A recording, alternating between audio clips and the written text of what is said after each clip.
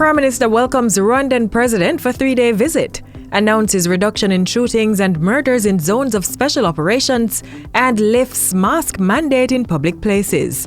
You're watching Jamaica House Weekly. I'm Lorraine Mendez.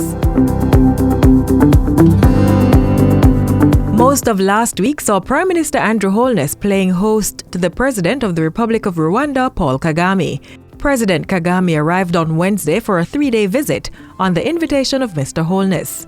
After being welcomed with a guard of honor at the Norman Manley International Airport, President Kagame attended a wreath-laying ceremony at the shrine of Jamaica's first national hero, Marcus Mosiah Garvey, at National Heroes Circle. Rwanda's Minister of Finance represented the president at a reception to launch activities commemorating Jamaica's 60th year of independence in August. At the event, Prime Minister Andrew Holness announced that the Diamond Jubilee celebrations would highlight Jamaica's achievements while looking to the future. We must be unrelenting in our pursuit of economic and social development that will bring prosperity for all our people. We must be courageous in making the structural and institutional adjustments needed for success. And as a government, we must be focused on creating the enabling environment for our people to achieve their goals and fulfill themselves. Jamaica 60 celebrations, which are being held under the theme Reigniting a Nation for Greatness, began on January 1 this year and will culminate on December 31. On Thursday, the Prime Minister was joined by President Kagame at a joint sitting of the Houses of Parliament. Mr. President, we welcome your visit at this time as a great opportunity to deepen our collaboration at the bilateral level and maximize our level of engagement. Let's exchange with each other directly and thereby honor the history that joins us and make it a potent force for practical cooperation in the modern world. President Kagame closed out day 2 of his state visit with courtesy calls on the Governor General and the Leader of the Opposition, as well as a state dinner. And while in Parliament Thursday, the Prime Minister disclosed that there had been significant reductions in murders and shootings in the 7 zones of special operations, ZOSOs.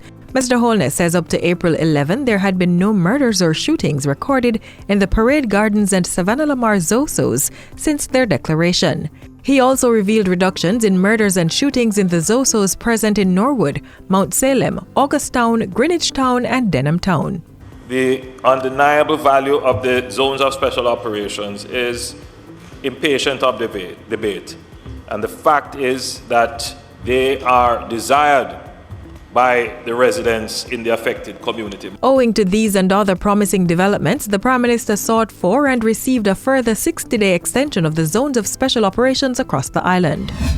By Friday, the Prime Minister was at Jamaica House, where he held bilateral talks with President Kagame. Following those discussions, the countries signed 2 memoranda of understanding on political consultations as well as tourism development and promotion. Plans were also advanced to deepen cooperation in a myriad of areas, including ICT, logistics, health, trade, investments, agriculture, culture, energy, and youth engagement. We must now strive to yield concrete benefits from these collaborations between Jamaica and Rwanda. We should also work together on the global stage to advocate for policies of particular relevance to our people, and climate change mitigation is a notable example. Friday also saw the Prime Minister engaging the President of Rwanda in a Think Jamaica 2022 government-to-government and civil society dialogue. The heads of government fielded questions ranging from deepening youth engagement to increasing the involvement of women in politics.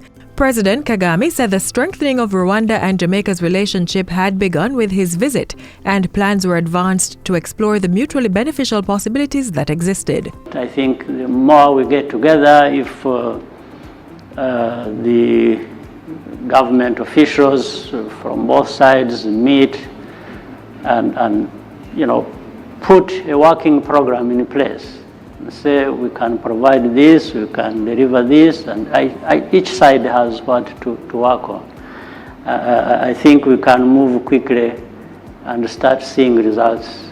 It's all possible, but it starts now. For his part, Prime Minister Holness says he will be looking to collaborations with Rwanda in science and engineering as the island builds out its digital society. It is very important as the next frontier of development, the next frontier of being able to connect with the world, with partners, so that we can collaborate and solve local problems. President Kagame left the island on Friday, assured that the ties forged with Jamaica will be further strengthened in June, when Prime Minister Holness will participate in the Commonwealth Heads of Government meeting in Rwanda. By Saturday, the Prime Minister was at the National Stadium to officially open the 49th Carifta Games. Team Jamaica topped the medal standing at the end of the three-day event with 45 gold, 29 silver and 18 bronze. And that's how we close out Jamaica House Weekly. Be sure to join us next time for more of the news coming out of the office of the Prime Minister.